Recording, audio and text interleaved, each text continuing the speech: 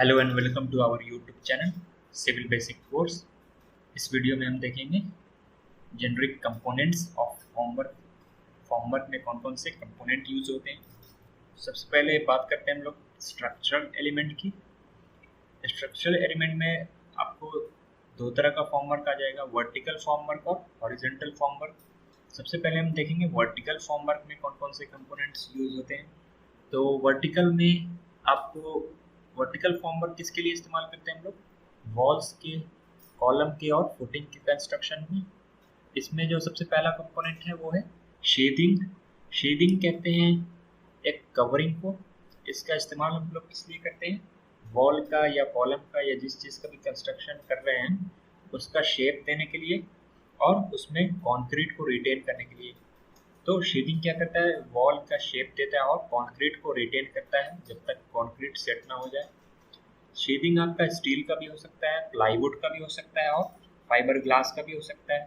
इसके बाद आता है सेकेंडरी मेंबर। सेकेंडरी मेंबर एक तरह का स्ट्रक्चर मेंबर है जिसका हम लोग इस्तेमाल करते हैं फॉर्मवर्क का जो वर्टिकल मेंबर्स है उसको स्टिफनेस प्रोवाइड करता है। फिर आता है प्राइमरी मेंबर। प्राइमरी मेंबर एक सपोर्ट मेंबर है एक तरह का, बियरर्स जिसको कहते हैं हम लोग। ये फॉर्मवर्क के डेक को सपोर्ट करता है। इसका एग्जांपल आपका वेल हो गया, स्टील वेलर हो गया। फिर आता है टाई अरेंजमेंट।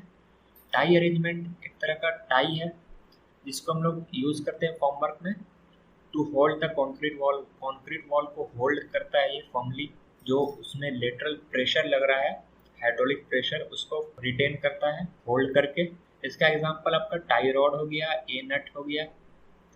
इसके बाद आपका एक और कंपोनेंट होता है अलाइनमेंट प्रॉप। ये क्या होता है, एक प्रॉप यूज करते हैं हम लोग, स्टील का भी हो सकता है, टिम्बर का भी हो सकता है। इसको हम लोग सेंटरिंग के लिए यूज करते हैं। इसका एग्जांपल आपका मेटल प्रॉप हो गया या सीटी प्रॉप हो गया। इसके बाद हम आ जाते हैं हॉरिजॉन्टल फॉर्मवर्क के कंपोनेंट्स के बारे में। तो हॉरिजॉन्टल फॉर्मवर्क हम किसके लिए इस्तेमाल करते हैं, स्लैब हो गया, बीम हो गया, रैंप हो गया, इन सब चीज़ों की कंस्ट्रक्शन में हम हॉरिजॉन्टल फॉर्मवर्क का इस्तेमाल करते हैं। तो इसमें भी आपका सबसे पहला शेडिंग होगा। इसमें भी शेडिंग जैसे मैंने बताया ये शेप देने के लिए प्रोवाइड करता है। यहाँ पे हम सीलिंग या बीम का शेप ये प्रोवाइड करेगा और कंक्रीट को रिटेन करेगा। फिर प्राइमरी मेंबर, इसमें भी वही बियरर होता है प्राइमरी मेंबर जो फॉर्मवर्क को सपोर्ट करता है। सेकेंडरी मेंबर, इसमें भी वही सेम सेकेंडरी मेंबर होगा जो कि हॉरिजॉन्टल मेंबर्स को स्टिफनेस प्रोवाइड करता है। इसमें एक और चीज़ आ जाती है, एक और कंपोनेंट जिसको कहते हैं हम लोग स्टेजिंग। स्टेजिंग क्या होता है, ये एक टेम्पररी मेंबर है to support formwork either for centering और शटरिंग। इसको बोलते हैं सेंटरिंग या शटरिंग जो किया जाता है।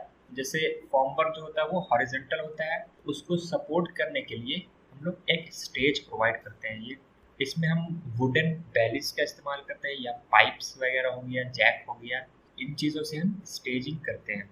स्टेजिंग भी दो तरह का होता है, एक होता है फ्लेक्स सिस्टम और एक ब्रेस्ड सिस्टम होता है। उसके बारे में भी हम आगे देखेंगे दोनों में फ़र्क क्या है। अब हम बात करते हैं कनेक्शन एलिमेंट्स की। कौन कौन से कनेक्शन एलिमेंट्स होते हैं। कनेक्शन दो तरह के एलिमेंट्स होते हैं, एक इंट्रा यूनिट और एक इंटर यूनिट। तो इंट्रा यूनिट किसको कहते हैं हम लोग, उस तरह का जो एलिमेंट होता है जो कि अंदर विद इन वन अनदर को हम कनेक्ट करता है, उसको कहते हैं हम लोग इंट्रा यूनिट। जैसे कि नेल्स हो गया, स्क्रू हो गया, बोल्ट एंड नट हो गया, इन चीज़ों को हम लोग इंट्रा यूनिट कहते हैं। इंटर यूनिट किसको कहते हैं, वैसे एलिमेंट जो कि दो अलग चीज़ों को कनेक्ट करता हो। जैसे कि उसका एग्जांपल हो गया आपका स्पाइस प्लेट, ग्यूब कपलर, फ्रेमी क्लैंप हो गया, पिंस हो गया, वेज हो गया, इन चीज़ों को हम लोग कहते हैं इंटर यूनिट।